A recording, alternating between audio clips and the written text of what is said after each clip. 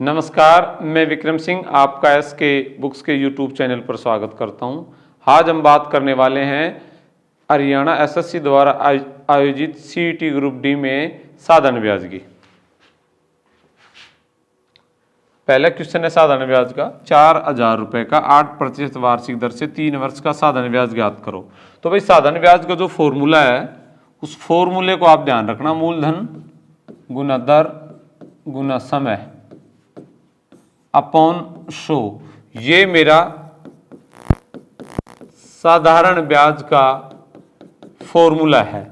मूलधन है हमारे प्रश्न में 4,000, रेट है 8, टाइम है 3, ठीक है जी, अपॉन 100, ठीक है जी।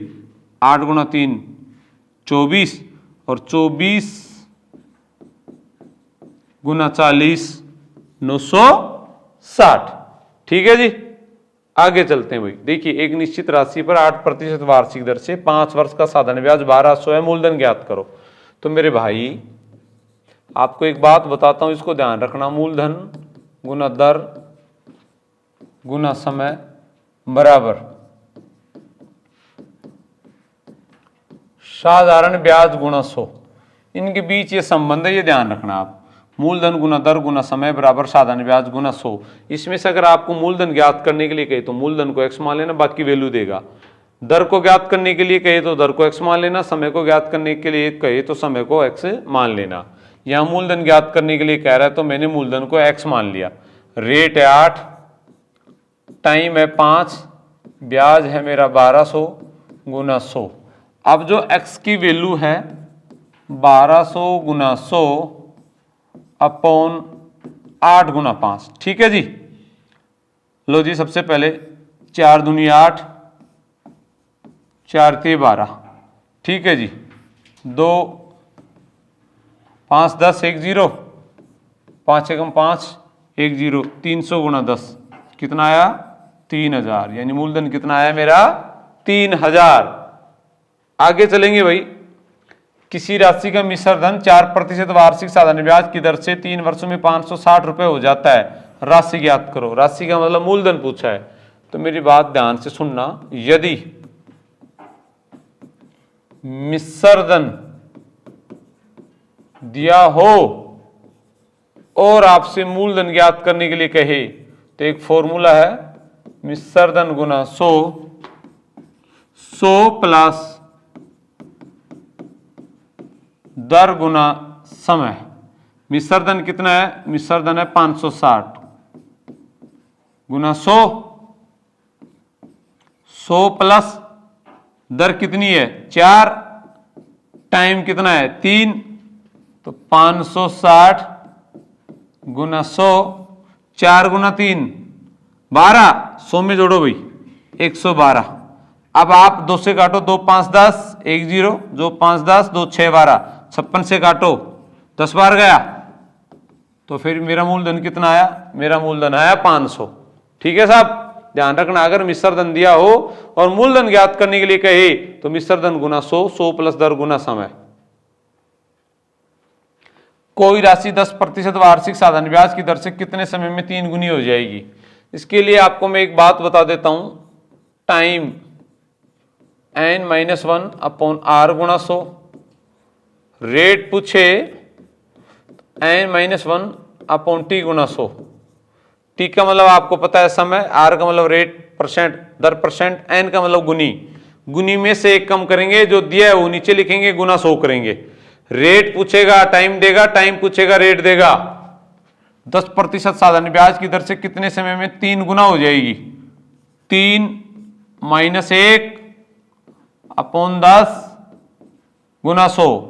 भाई 3 गुना है ना, तो 3 में से 1 कम करेंगे, अपॉन 10 गुना 100, 2 अपॉन 10 गुना 100, 1 0 से 1 0, तो कितना टाइम आया भाई? 20 वर्ष। कितना आया? 20 वर्ष। आगे चलो भाई। कोई राशि किस साधारण ब्याज की दर से 4 वर्ष में 2 गुनी हो जाती है? गुनी में से 1 कम करेंगे, 2 - 1 अपॉन 4 गुना 100, 1 अपॉन 4 गुना 100, कितना आया जी? 25%। रेट कितनी आई? 25%। आगे चलो जी, कोई राशि 10% साधारण ब्याज की दर से 3 गुनी हो जाती है, वह 7 गुना किस दर से हो जाएगी? तो मेरे भाई इसके लिए आपको 2 बार गुनी दे दी, तो इसको इसके लिए एक बात ध्यान रखना, n1 - 1 t1 / r1 n2 - 1 t2 r2।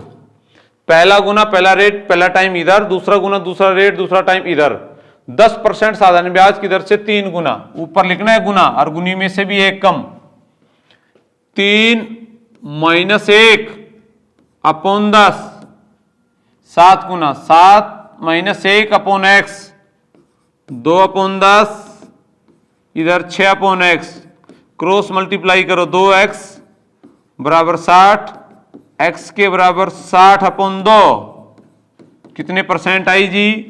30%। कितने परसेंट आई? 30%। इस बात को आप ध्यान में रखेंगे। आगे चलो भाई, कोई राशि साधारण ब्याज की दर से 3 वर्ष में 1600, 3 वर्ष में 1600, 4 वर्ष में 1800 भाई हो जाती है। इसका अर्थ है मिश्र धन, ध्यान रखना ये मिश्र धन है। 3 साल का मिश्र धन 1600 है, 4 वर्ष का 1800 है। तो मेरे भाई कितना अंतर आया? 1। कितना अंतर आया? 200।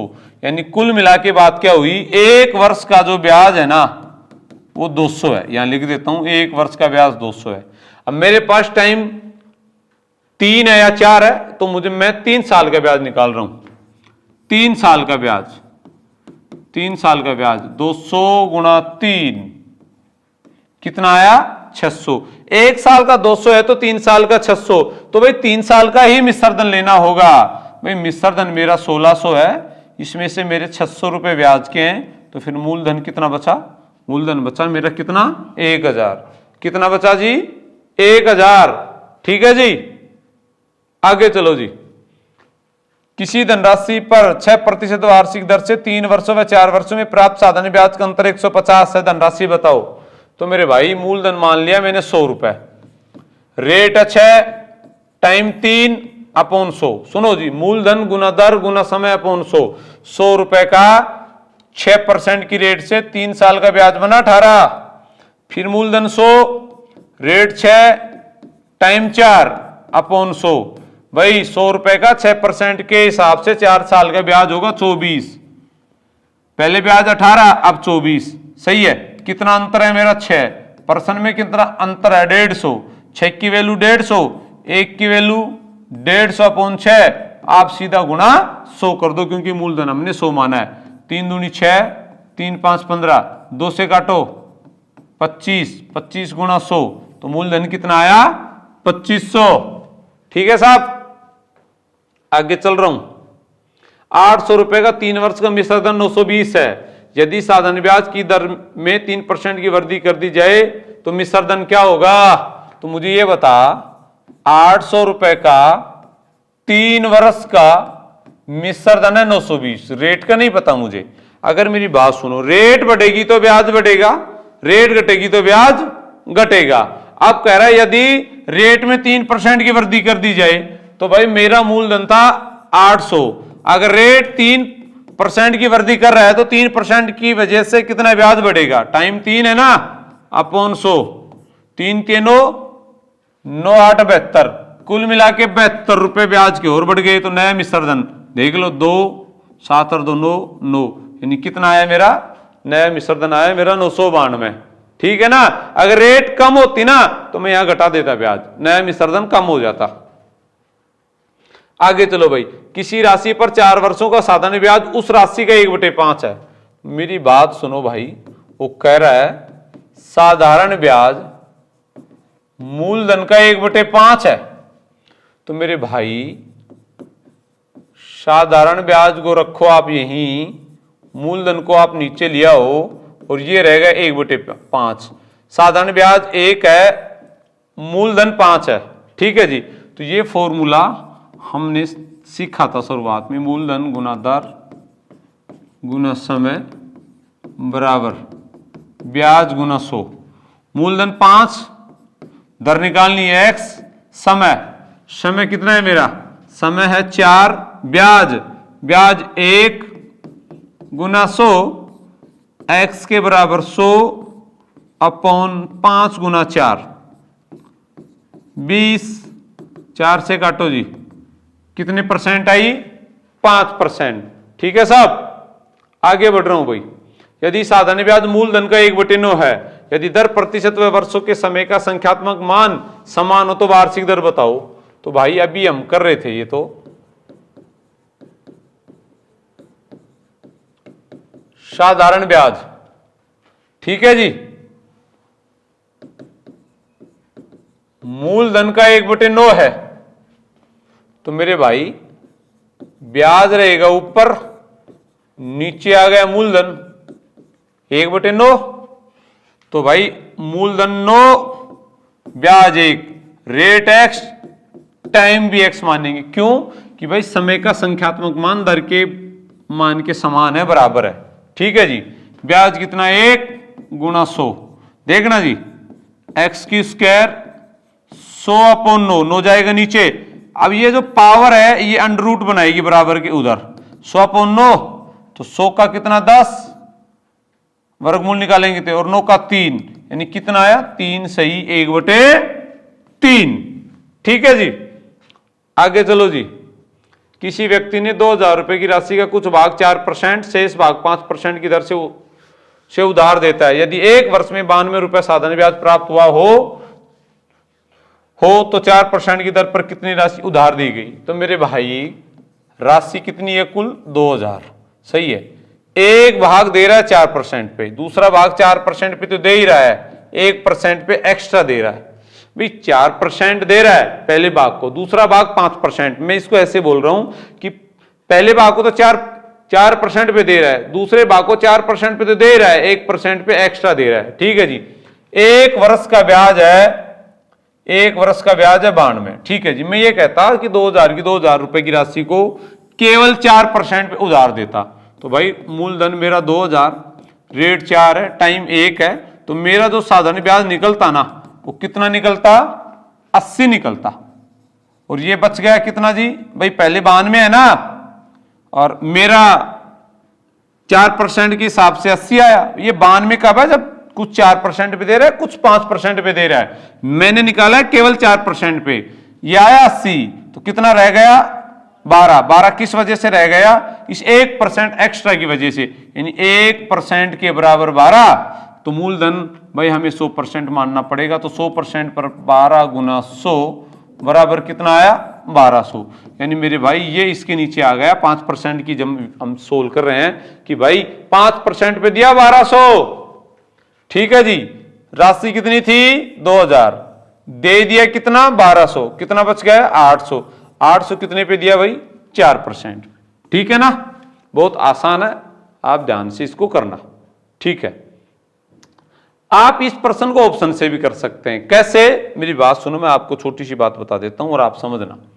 मेरी राशि है मेरी 2000, वो कह रहा है कि कुछ भाग को 4% पर, सही है, तो कह रहा है 4% की दर पर कितनी राशि उधार दी गई। मैं ये मान रहा हूं कि 4% पर 1200 रुपए राशि उधार दी, 1200, रेट है 4, टाइम है 1 अपॉन 100, ये ब्याज है। सही है, अब भाई 20 से 20 कितना ब्याज बना? 1200 का 4% पे 1 साल का 48 रुपए ब्याज बना। 2000 में 1200 दे दिया, कितना बच गया? 800। सही है, 800। अब अगली रेट क्या है? 5, टाइम 1, 8 पंजे 40, ये ब्याज आया 40। 5% से 800 रुपए का 8 और 4 4 8 88, चाहिए कितना? 92। तो भाई ये तो नहीं है। सही है, ऐसे ही जब आप 800 रुपए लोगे, यानी टोटल मेरी राशि 2000 है, मूलधन मेरा 800 है। सही है, 4% पे 800 लिया है मैंने, रेट है 4, टाइम 1 है अपॉन 100, 800 को 32 रुपए ब्याज है। 800 का 4% से 1 साल का साधारण ब्याज। 2000 में 800 ले लिया ना, बच गया कितना? 1200। 1200 को दिया 5% पे, 1 साल का ब्याज, 12 पंजे 60। सही है, 2 देखो 1 साल का कितना आया? 92। चाहिए भी कितना? 92, तो कितना आया? 800। तो दोनों प्रकार आपको जो अच्छा लगे आप कर सकते हैं। चलो जी, 5 वर्ष में निवेश की गई राशि और प्राप्त मिश्र धन का अनुपात 5:8 है। तो ये मेरा प्रिंसिपल है, ये मेरा अमाउंट है, 5 मेरा मूलधन है, मिश्र धन 8 है, तो भाई ब्याज कितना 3। तो मूलधन मेरा 5, रेट x टाइम 5, ब्याज 3 गुणा 100, तो x के बराबर 3 गुणा 100 अपॉन 5 गुणा 5, सही है जी 20, 5 गुणा 4, 4 गुणा 3, कितने परसेंट आया 12%। ठीक है ना, बहुत आसान है।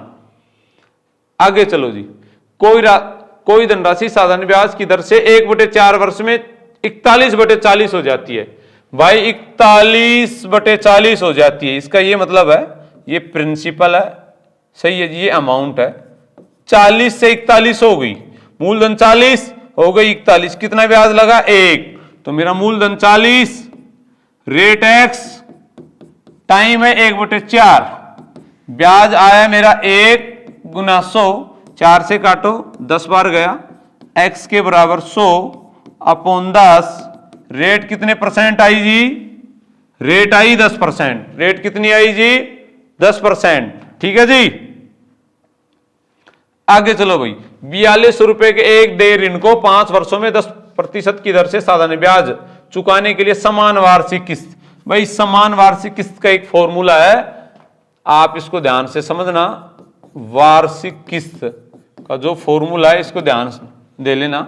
क्या लिखेंगे, राशि गुना 100, 100 गुना टी टाइम, ठीक है जी, इसके बाद में प्लस r गुना टी और t माइनस 1 अपॉन 2, ये फॉर्मूला है। ठीक है जी, राशि कितनी है मेरी 4200 गुना 100 टाइम कितना है 5, 100 गुना टी 500 प्लस आर टी 10 गुना 5 50, टी माइनस 1, टी कितना है 5, 1 गया 4 अपॉन 2, 2 दूनी 4, 4200 गुना 100, 50 गुना 2 100 प्लस 500 600, 2 0 से 2 0, 6 गुना 7, कितना आया भाई, एक किस्त मेरी कितने की आई 700 की। फॉर्मूला ध्यान रखना, वार्षिक किस्त का राशि गुना 100, 100 गुना टाइम प्लस आर गुना T bracket T minus 1 upon 2,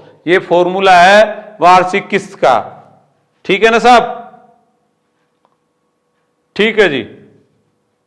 देखिए भाई, श्री कृष्णा कोचिंग सेंटर है जो हमारा, इसमें Haryana CET group D 2023 exam की ऑफलाइन कोचिंग के नए बैच आरंभ है। अधिक जानकारी के लिए आप जो हमारे नंबर हैं 98 120 15 967 पर आप संपर्क कर सकते हैं। धन्यवाद। इस एग्जाम के लिए एस के बुक सभी शॉप्स और ऑनलाइन पर भी अवेलेबल है। अगर आप ऑनलाइन लेना चाहते हैं तो उसका लिंक डिस्क्रिप्शन बॉक्स में अवेलेबल है। इन भर्तियों से संबंधित जितनी जानकारी है, स्टडी मटेरियल है, हम इस चैनल पर आपको उपलब्ध कराते रहेंगे। इस वीडियो को लाइक कीजिए, चैनल को सब्सक्राइब कीजिए और अपने दोस्तों के साथ शेयर भी कीजिए। मिलते हैं अगले वीडियो में। जय हिंद।